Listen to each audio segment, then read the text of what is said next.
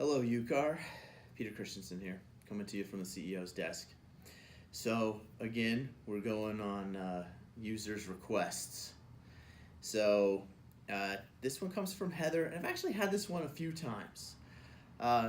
This same question has come up in classes and presentations, but it's also been asked frequently. I've touched on it a little bit in a previous video, but it's come up since then. So I'm gonna hit it head on this time. It has to do with the response deadline. So you put a deadline in your addendum, maybe your offer, maybe a counter offer, and then what happens? You don't hear back.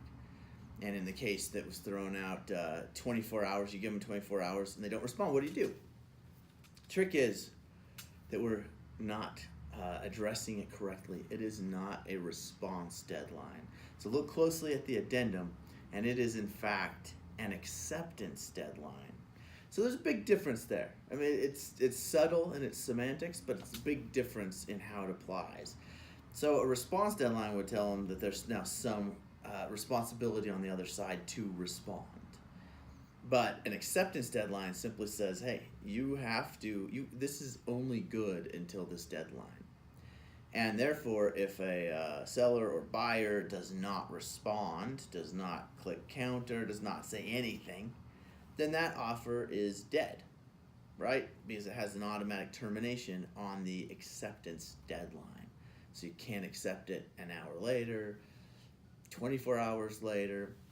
So frustrating, yes, as a buyer when you put in an offer and you feel like, yeah, I want to hear something back. It'd be kind of nice if it was a response deadline and they were forced to say yes or no by that time, but they're not. It's an acceptance deadline. So if it goes past it, they're in essence saying, no, thank you, we're not interested in that offer.